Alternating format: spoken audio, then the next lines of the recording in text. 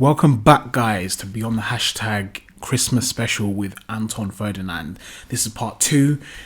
Part 1 will be in the description, so if you haven't watched it already, go and check it out right now. Stop and go back. We spoke about Anton's documentary, Football, Racism and Me.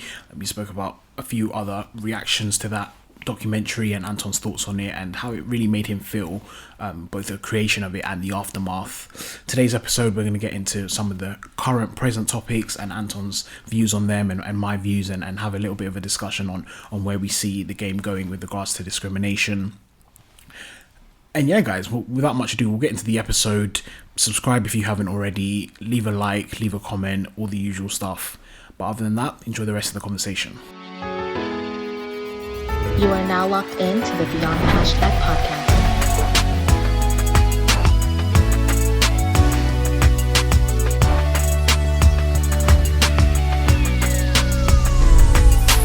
Hashtag BTHPod.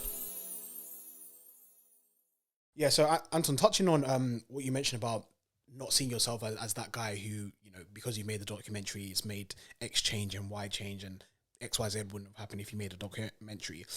I've got some thoughts about people being the sacrifice, maybe not willingly, but like in terms of current players and the role that they have to play. It's not a role that that they're applying for necessarily, but because of the position they have, I feel like they potentially have a role to play in the sacrifice to make positive change for the generations to come. So if you want to reference current players taking the knee, for example, or just anything that they're doing, putting promotional campaigns on social media. This is both white and black players, by the way, but it's especially black players because we're the ones that, feel like a lot of the hurt, and ethnic minority players, that kind of thing. So, I mean, like, what are your thoughts on current players, like, and their responsibility in doing that kind of thing? So, and we're looking past, let's say, Marcus Rashford and Raheem, who are doing that and probably doing above and beyond, but like everyone else in that space, like what kind of role do they have to play in, let's call it, being the sacrifice?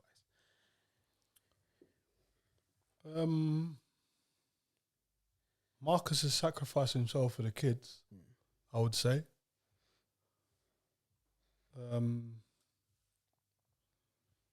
But I also think that the taking a knee is part of a process. I think people are too quick to say, I'm not doing it because it's not making change. We've got to be realistic. We're trying to fight against something that's been there for hundreds of years. Generational, we're talking. Are we going to change it in a matter of days, in a matter of months? No chance. No way. There's a process to change. My dad's been here 60 years.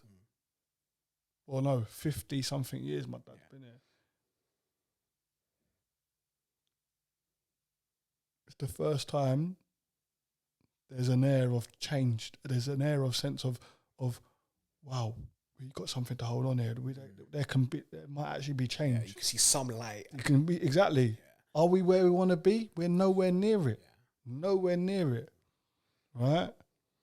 But taking a knee is part of that process, I believe. And the reason being is because it continues the conversation that for so long has been a conversation that people don't want to have. So silent, literally. But now people want to have it. Do you know why? Because their kids are saying, Dad, why is my favourite player taking a knee? And they might ask it a month, every Saturday, or every time they see another player. Oh, okay, Jordan Henderson's my favourite player. Dad, why is he taking a knee? The next week, I see Panzan, my second favourite player, Mo Salah. Why is Mo Salah taking a knee, Dad? Or Mum? Do you know what I mean? So it continues the conversation. Yeah. And it makes people have to speak about it. So it's part of a process for me. But what I would say, if you don't want to do it, that's fine. But what are you doing then? Exactly. What are you doing is the question. Some people say they're pointing to a badge. But if you're not going to take a knee... And pointing to a badge ain't really a symbol of what we're talking about here. Yeah. What are you doing then? Yeah. Like, what are you doing off the pitch then? Because if you don't want to do that, what are you doing? And that's to black, white, Asian, anyone. Don't want to be part of taking a knee, what are you doing? to champion this conversation. What are you doing? If you're not doing, then you're part of the problem. You're not doing something, you're part of the problem. You know, and that's my thoughts on it. That's my personal opinion on it. I think it's a good thing because it is part of a process, and that's the way that I see it. Yeah, and then going towards like, let's say sticking with the black players in the community. And if we look at the money aspect, so we know about the European Super League, how quick everything was changed and done. So if you're looking at money, does there have to be more of like, let's say, black players pulling out of certain sponsorship deals and all these kind of things? Like, and that's why I talk about sacrifice, because say for example, like you're not going to get a check at a particular company because you're making a stand to, you know, not be with that company because of racism, that kind of thing. Like, does there have to be more of that kind of thing from the players who are around and current and, you know, in the spotlight? To kind of help our community. I'm not saying that I'm like putting the burden solely on them, but there has to be some kind of responsibility on them, as well as obviously, you know, we're talking about white players speaking up. That's the difference between English sports and American sports. That's the biggest difference. Players in America are willing to sacrifice something. Our players ain't. But I understand. I get it. Yeah. It's easy for me to say this retired now. Yeah. It's easy. Yeah. You know? I probably wouldn't have done when I was playing. And, you know, I've got a family to feed. I've got kids. Do you know what I mean? I've got things that I need to do financially. So it's easy for me to sit on the other side of the fence and go, do you know what? Like, they need, like, why hasn't anyone done it? You know, but that would be a massive stand. But I'm also a believer of the onus is too much on the players. Yeah, that's facts. Yeah. And I can say this comfortably because I've said it to organisations that run our game. Why is it on the players to walk off the pitch? Because the minute a player walks off the pitch, they're getting abused. Yeah. They're getting abused. Not just that. And let's use England as an example. Yeah. Right? The week leading up to the Bulgaria game, Everyone knew. Yeah. That's why the questions to Gareth Southgate and the players were, if it happens, what are you going to do? Gareth and the players said, we'll stick to the 3-step protocol. And if it gets bad, we'll walk off the pitch. We'll come off the pitch.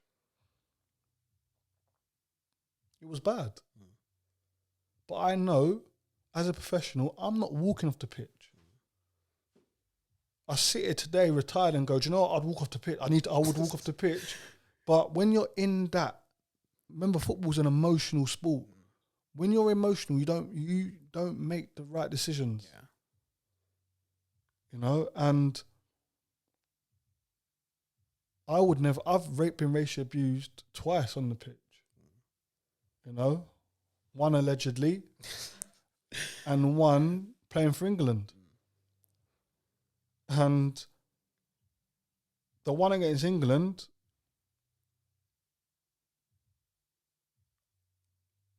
I didn't want to walk off the pitch. I was like, let's beat him. Yeah. But for anyone who knows me, I'm a joker. I like to joke. I like to party. If we're like, I like to like, if we win a game, and this was the game against Germany to get into the European Championships. So we won to get into the European Championships, and like lads were celebrating. I walked straight down the tunnel because I was vexed.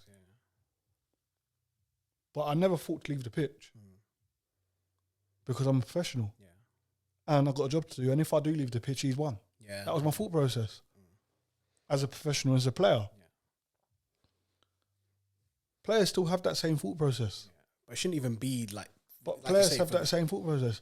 But you're telling me if Gareth Southgate went around the whole of the squad and said, if anyone don't want to go back on the pitch, say it, and we all don't go on the pitch. I ain't being the one that goes like that. No. And then because he's the scapegoat. Yeah. That person's the scapegoat. Yeah, FIFA might give you the 3-0 loss. Because it's coming out. That's one thing that's happening. Oh, it was so-and-so that said they didn't want to go out. That's why we didn't go out. Yeah, and that's why we lost, because FIFA... Yeah. It's not even that's why we lost, but that narrative will come on social media 100%. But that person... probably scared to say. There's probably someone that didn't want to go back up. They were scared to put their hand up because they didn't want to be the one that got abused. And I can relate to that. Yeah. Do you know what I mean? So why didn't the FA delegate who was there at the game, who's high up in the FA, whoever it may be, why didn't they? Because they've heard their manager and their players all week say they'll walk off they will walk off the pitch. Why didn't they walk down into the dressing room at half time and say, Gareth, players, Don't go back. you're not going back on, and us as an FA will take this hit. We will say we withdrew you. None of the players walked off. We felt that it was too much, so we wanted to protect our players. Yeah. You can't abuse a frameworks of a company. You can't abuse that. You can abuse a person. You can abuse an individual. But it's like an individual who works in the FA or in any organisation, they can remove themselves from social media because they don't get paid to be on it. Yeah. A footballer gets paid to be on it. So it's not like you can just remove yourself. People say, oh, why you're getting abused, why don't you just come off of it? Because some of your sponsors ask you to be on it because that's why you got £1 million and not 250 grand. Yeah. You got $1 million because of your followers. So you have to tweet, you have to do this, you have to do that. So why is the onus on players when there's big organisations who can take the brunt of it? Because there's going to be abuse. Yeah. There's going to be. Why are you walking to the pitch for? You're on 150 grand a week. You're on 200 grand. What are you walking to the pitch for? Yeah. If I was on that money, I would just take it. Yeah. Exactly. Right? So that's my belief that the onus is too much on the players and not football as a whole. And then that makes me think to myself, does football want discrimination out of their sport or not? Because if they did, they'll take responsibility. Yeah. And all of this, it has to be the players' responsibility. It's a get out. It's a cop out for me. Take the ball by its horns and deal with it yourself. And back your players and support your players in the right way by taking them out the firing line. That for me is a stand. But the reason why that ain't ever spoken about is because who of ethnic minority is literally what I was going to say. At the table that makes the decisions. Yeah. If you're looking at top-down approach, like you can't get that because the people at the top don't care. So that's why. And there's a saying, things don't rot from the bottom up, they rot from the top down. So get the top in order. Yeah. And I can only use, not only, but the FA is the most prominent organisation for me to use because it's clear as day. And it backs everything that I'm saying. From under 15s to the first team, the teams are 60% ethnic minority. Yeah. The staff that work in the FA, there's a few ethnic minorities, but where it matters at the decision-making table, there's not one. Zero, yeah. The stats are still there. Yeah. There's only one that's trying to get in there, is Paul Elliott. Yeah. Is he the right person? No, he's not. He can't talk for me. Yeah.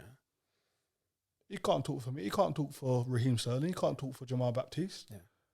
You know what I mean? And that's why when they're bringing out all these strategies and stuff, you're thinking about who's there making them. Like it's the same faces. This is what I'm saying. There's no one who's experienced what we experience talking for the people that are experiencing it today on the pitch. Who they're looking up at the decision-making table that look like them, that they're looking at going, he's going to chat for me. He's going to make sure that they understand and they know. That's support, you know. Yeah, that's another form of support. Yeah. There's that personal touch where you go and see someone, you speak to them. That's another form of support. Knowing that there's someone who looks like me at the decision-making table who is going to make sure they understand what it feels like. They're never going to feel it, but they'll understand it. Do you know what I mean? You know, and I think that's where football's failing. And the minute that it does that, and I hear a lot of people saying football won't change society, football got the ability to be the catalyst for That's, change. that's literally why this podcast exists, for that. You know, it's got the catalyst to make change. Because when you look at other sectors want to do what football's doing. Yeah, in so many different ways. Yeah, I'll bring it down to a level so people understand what I'm saying. In finance, if someone's got a bond, if someone's got something that they want people to invest in, who's the first people they go to try and invest into the bond? They go to a footballer. Yeah. Because then they can go out to the city and say, by the way, so-and-so's in this. Invested, yeah. How much he invested? He's invested 100 grand. That person who's in the city, his ego's going to go, okay, he's in 200, it. yeah. I'll put 200 in. Yeah. So he can go to his mates and go, I'm in an investment with so-and-so. He put 100, I'll put 200 in. Yeah, that's one of those. Do you know what I mean? Yeah. So other sectors want to do what football's doing. Yeah. So why don't football show them the way? Facts. Diversify the top table. Make sure everyone's got a voice at the top table. Facts. Men, women, and all ethnic minorities. Yeah, disabilities as well. Disabilities. Make sure they've got all bases covered at the top table. And that's when you will start to see, when you say things rock from the top down and not the bottom up. The flowers will start falling from the top down to then go back into the soil to flourish again. Yeah. That's what's going to happen. You know, and that's my thought process on it. You're segueing very nicely, because then talking about getting people into those positions, your degree that you just trying got. to say I should take over as host? Is that what you're telling me? That's what man's telling me, you know. I'm segueing. I've heard segue a few times, you know. Listen, if you want to do a co-host, I'm there for it. But, but your degree that you just got, so is it, say the full title of it for like getting into board? So it was a governance course that I've done. Yeah. Effective board member. That's it.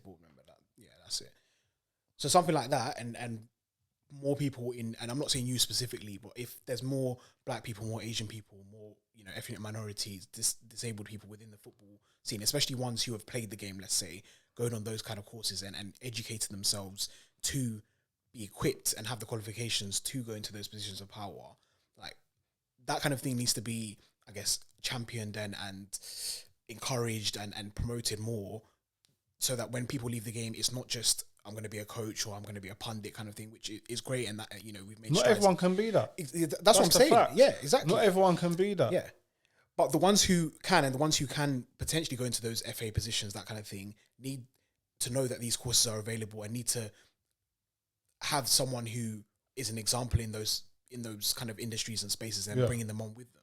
So I went on that via the PFA. The PFA do it, which is fantastic. Their educational setup of the PFA is exceptional, and I've done that course via the PFA, and it's helped me massively to be able to sit here and talk, and articulate in ways that I've never been able to before.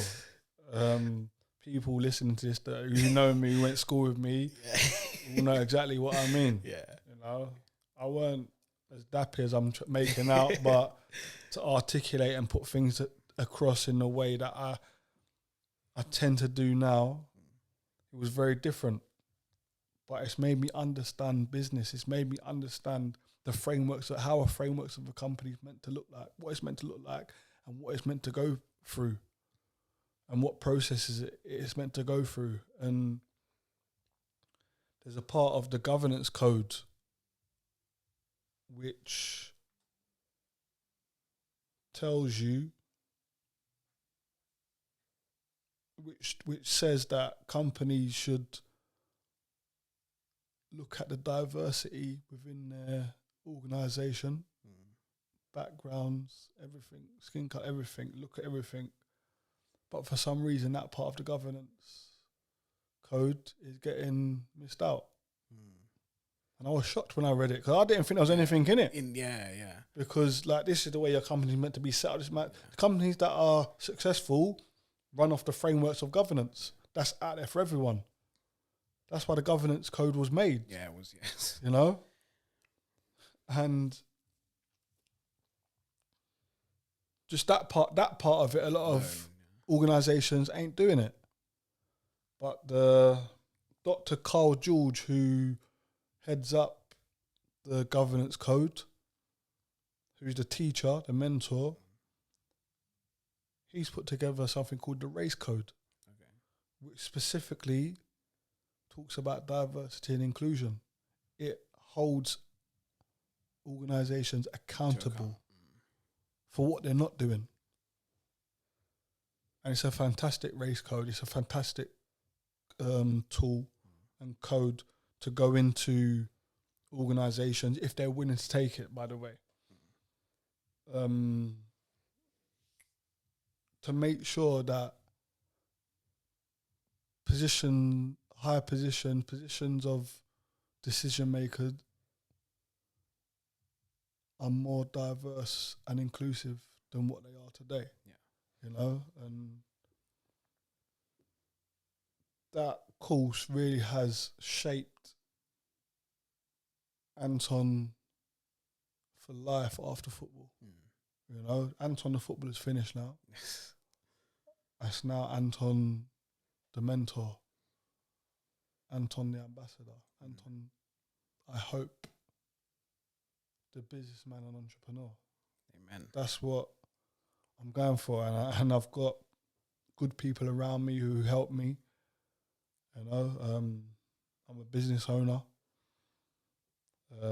Ferdinand Football Group, which is a grassroots football school and our hashtag is everybody's game. It's inclusive. And what it also does is it does what a size 5 done for me. It helped my parents create the person. There you go. You know? I know how hard it is to become a footballer. We might not get one footballer that makes it out of Ferdinand Football Group. But if football can do what it done for me in shaping a kid's life, then it's done its job. Yeah, so much more to just being that one star. There's exactly gets you out of trouble. There's like social skills. Like there's exactly, and that is it. That's my next phase of my life is about helping people, and being someone that people can rely on. You know, and the documentary was set that off for me. It gave me back my voice. And I meant everything that I said on that documentary. If people need me, I'm here because I know what it feels like to be lonely. You know, and especially when it comes to discrimination and racism, I know only too well what it feels like to be lonely. Yeah, and feel like no one's there to help you other than your family. You know, so also that's my mum's legacy. My mum had a knack for helping people. She had a knack of having time for people. She helped people.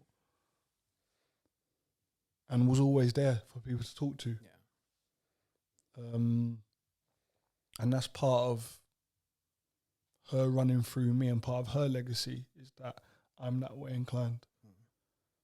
So any mentoring that I try to do it to the best of my ability, because that's my mum in me. Powerful, bro. Thank you. And just touching on helping and giving back to the game. There's one of our previous episodes with a guy called Henrik McKendy, who used to play in the Liverpool Academy, like Raheem Sterling, and that he was he dropped out the game like basically when he was in his early 20s, because you know the situation with lads who don't make it in the game and then they fall through the system pretty quickly. But he has an innate passion for being a football consultant, which is being an official position and getting the qualifications to actually mentor and do that kind of thing with, you know, young players coming through the game, and you know whether they make it to professional or not, but at least you can give them the skills and the guidance to not just be on their own, and if they get dropped by a club and released, then you know they just fall through the wayside, that kind of thing. So I think even stuff like what you're doing, and more players who have been through what they've been through, whether it's discrimination, whether it's getting released from clubs, that kind of thing, I think there's a lot of power in, you know, people like yourselves and Henok and other players who are willing to do that outside of, that's what I said, just being a coach or pundit or that kind of thing, because like you said, not everyone can do it. So it's not the linear pathway to when you finish being a footballer to go into those two positions. And the more, more people realize that, and we can spread our wings into those kind of areas, is where, the generations will be helped and, well-rounded in that particular way. So I just wanted to highlight that for Thank you for the impact of that. Before we end, we're going to do like some just quick fire questions just to kind of round up, some from my listeners and a couple from myself. So I'm emphasizing the quick fire, and if you don't want to answer, then we'll skip and then we'll move on. There's only a few. So one from Yazzie here, which was, if there was another case similar to yours this season, honest question and maybe one or two lines, how do you think the coverage and response would be? So let's say the England captain of today, you want to say Harry Kane, for hypothetical sake, gets accused of racially abusing a player. What kind of coverage do you think will be given to it? I think it's like we're seeing in the cricket right now. I think because people are open to speaking about it more, I think it'd be dealt with in a different way. But I still think there'll be more protection for the perpetrator rather than the victim, because that is the trend that still seems to be happening. So I still think there'll still be that element, but it'll be spoken about a lot more in probably a more balanced way than it was in my incident.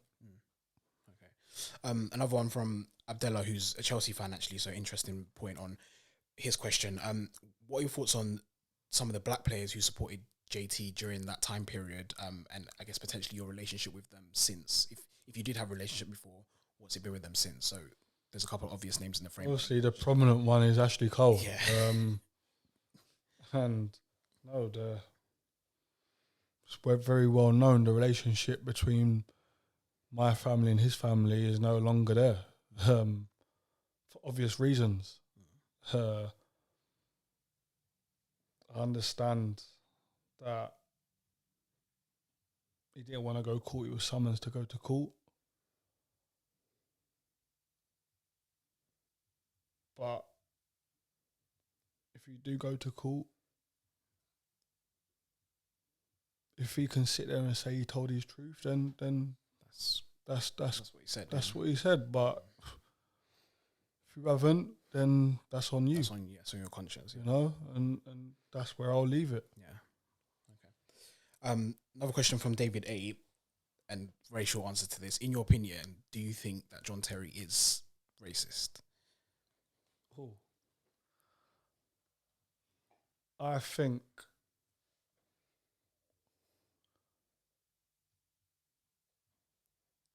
if I'm just am I allowed to swear?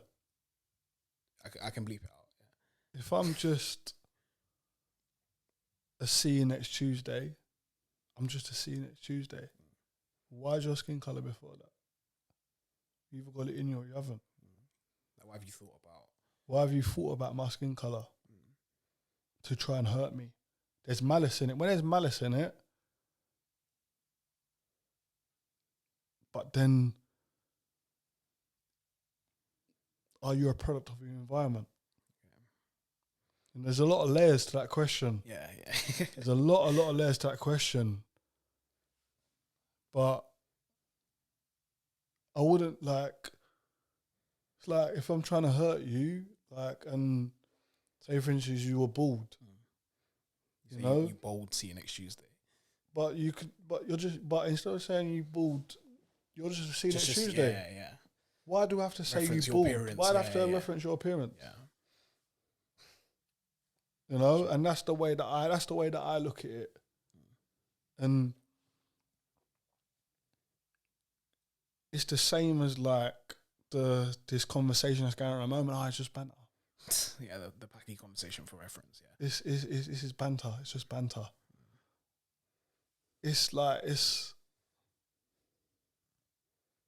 I'm just saying it's banter so people don't say I'm racist. There you go. So there's a lot of layers to that question, but I will say you can just be a see you next Tuesday. You don't have to be a black one, a white one, an Asian one. Just to see you next Tuesday. We'll leave that one at that. But yeah, a couple more for me just to finish off.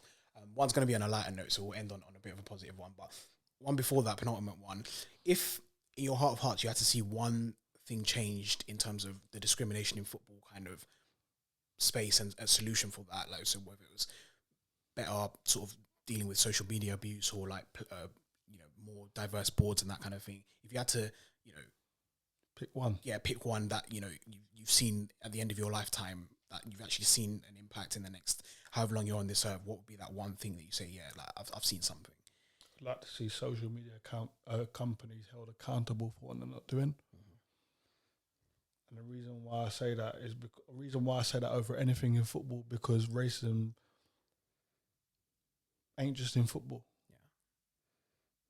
People's got a thing of protecting people with blue ticks. What about everyone else? Yeah. What about the normal person walking down the street? They need protection too. I'd love to see social media companies being held accountable for what they're not doing and being able to put in place, well, not being able to, actually wanting to do it. Yeah. And as far as I'm concerned, they don't want to do it. Yeah. They can do it if they want to. Of course they can. Yeah. They can stop people talking about COVID. They can stop people posting Premier League highlights. They can stop people posting a song for copyrights. But you can't stop people posting racial abuse. Yeah. Come on. Yeah. But you can predict my whole sentence for me. So it must understand the context that I'm writing in to be able to finish my sentence for me by predicting my sentence, predicting my text. Yeah. So it must know the context that I'm talking in. So how comes that tool ain't been put in place where if the context of the word black or the context of the word kitchen for a woman, or a monkey emoji, or a monkey emoji, if the context of that is wrong, you should not be able to press the tweet button. Just like if you go over 160 characters, you can't physically press that button. You telling me they ain't got that technology? Of course they have. Absolutely. The facts are there for everyone to see. And the fact that I'm involved in these conversations trying to get it changed, they don't want it changed. Yeah, they don't. That's the biggest thing. They don't want it. So I'd like to see social media companies be accountable for what they are doing, and an independent regulator come in and regulate them. Just like Gary Neville, Gary Lineker and these guys are championing for football to be regulated by an independent body. This is what social media companies need, because right now, social media companies, Twitter regulates themselves, Facebook regulates themselves, Instagram regulates themselves. So let me put it like this for you. See, when you was in school, wouldn't you like to mark your homework every week? That'd be light You work. get 10 out of 10 every week, wouldn't you? But that's what you got to teach. That's the exact same as what it is with the social media companies. They can do no wrong because they're in control of everything they're doing. And that's what I'd like to see more than anything, because then the wider society will be in a better place. Not just football, the wider society. Thank you. And very last question, we're going to end on a bright note. So I'm a man of Premier League years. So first time I remember seeing you, West Ham, Upton Park, this on TV, but against Fulham, you know what I'm about to say. Ball comes into the box, heads out, bounces over your shoulder, one bounce, turn and no bounce. No bounce. You think on this the full? On nah, the full, I'm gonna watch that video again. On the full. We're gonna include the video. Telling you. On the full. All right. Marlon Hale tried to set it for himself. He tried to set it for himself, but because he's got a vice head, the ball come off of the side of his head and went over my shoulder. Yeah, and then you just over my shoulder. On bang. The full, on the full, okay, on bang. The full, bang, top bins. Instinct. What I wanted to ask you, what I remember from that, obviously you scored an absolute worldie over your shoulder. You're running away celebrating. You're like, oi. I don't even know what you were saying, and this is part of my question, but like that emotion of bagging a goal like that when you're centre back, you get the odd goal, but not like a goal like that. And like, what was you even saying? Because it was, for me, it looked like a cross between I'm a G, I know what I'm doing, and oh my God, what have I just done kind of thing? Like what was going through your It mind? wasn't a what have I just done, because like in training, You're like, doing like my volley, like if you ask me to shoot with the ball on the floor, like my shooting's like AWOL, yeah. But you see on the volley, yeah. it's techie. So that's That's me. Like I got more control over that. okay. Yeah. That's You know? yeah. I don't know whether it's because I like to look nice. You know what I mean? When I'm doing it, the Plymouth, I like to look nice. Yeah. You know what I mean? The style is just like, ooh, bang. You know what I mean? Yeah. Scorer of great goals, not great goal scorer. You know, so there was that, and I just think that it was a bit of both. Like I've just done that. Yeah. In the Premier League. Upton Park under the lights. By the way, I hope my boys are watching Yeah, this. You know, what? Like it's on Sky you know? as well. Like You know, because like people know, I never played in the Premier League just for myself. I represented a lot of my friends, man, because I wasn't the best on my estate growing up. There were players better than me. Scott Ellis, Techie, better than me. Morris, you know, all better than me technically. Like saw the game better than me as well,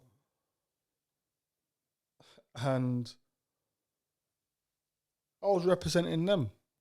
We all had a dream. We all wanted to play in the Premier League. I happened to get there through hard work and support. I had support. So I was representing them. Look, got it. off the bat. What look, the bounce? No What bounce. oh, No okay, that one. bounce. Okay. No bounce. No bounce, bro. Look at the braids, bro. That's what, he's like, look, he's like, oi, what have I done? Oi. Oh man, He's like, oi, where the man there? Nah, it's mad, like, but I swear I say F off, didn't I? It's because like you say to the camera. I'm saying F off. No. Get Zamora getting. I meant that. So I'm saying I meant it. Yeah, that's why I thought the bounce. You know how it bounces now. Yeah, that's it what I bounces thought. now, But then yeah, it's on the Harewood, full. yeah, okay. Boom. Yeah, no, By the way, can I just say one thing? Yeah. If you're gonna play this clip, Yeah. look, I'm facing my own goal. Mad. When the ball goes over my Yeah, arm, look, look, yeah. I'm out. Full Bang. Yeah, it's a finish still. It's mad. Stop it. Yeah, Look, he that's tried the to set it yeah, for he tries himself. to- Look, try to set it for himself. Oh, Yeah, that's unreal. dirty. That's different class. Is that Anthony Omi in goal as well? He's a top Yeah. keeper back then as well. Oh, hold it. Bang. It's a finish. Yeah, man. Like I said though, I was representing my friends, man, who were on the journey with me but never made it to where I got to, and they were better than me, you know. And I say it with pride. I say it with a clean heart, man, because I wish we'd have done it all together. Yeah. You know, but a lot of them lived it with me, just not on the pitch. Yeah. And to be able to give them that was fantastic. Yeah. You know, yeah, man. I'm not a scorer of many goals, but I'm a scorer of good Great ones. goals. Yeah. The left foot volley as well. My first ever goal, Watford away, boom, left foot, bottom corner. The goal header against Rio. Oh yeah, I remember that one. Yeah. Beautiful. No moments, man. But no, Anton, I want to thank you so much for coming through, for your honesty, your transparency, and your insights to everything you've shared. Because yeah, it's been a powerful conversation, and yeah, I just champion like everything you're doing, where your pathways are going to take you, and you know we're fully supportive of what you're doing on this podcast and this platform. And yeah, just thank you for your time. And you know, I'd encourage the listeners and the watchers to get in the comments and share their opinions, share their thoughts. If there's young footballers listening to this and want to reach out to Anton, he said on the podcast, like, you're here, you're available, you're ready to be, you're ready to help them and ready to make the positive change that we want to see. So no, thank you so much for coming through. Thank you for having me, and I really, really appreciate it, man. Thank you. No, thank you, bro. And there we have it, guys. Christmas special done and dusted. Thank you so much for tuning in, for lending us your ears. Thank you so much to Anton for his time and his dedication and his insights. Honestly, big up Ferdinand Football Group as well and everything they're doing for the community and British football. Guys, if you like the episode, please, and I stress again, leave us a like on the YouTube or subscribe to us on the audio platforms. Also, get in touch with us on the socials. Our socials are all in the description below. DM us with your feedback, I'll take on board and I read everything and I respond to everyone, and we want to generate that conversation which will eventually lead to action. So now big up yourself again, guys, for tuning in. Big up Anton as well. And guys, I'll leave you there, and I'll leave you there not just for the episode but for 2021. Big thank you to everyone who's tuned in, who's given feedback, who's engaged in any of our platform content this year. Honestly, it's been a whirlwind of a year, and we've grown so much. And yeah, just big up you guys for all your support in 2021. Big up PBO House, who has massive dedication to what we do and producing each and every episode that you guys tune into. And other than that, guys, Merry Christmas and a Happy New Year. All the best for 2022. Love and blessings. Yes, guys, I'm Anton Ferdinand, and I want to see you subscribe to Beyond the Hashtag. Oi, oi.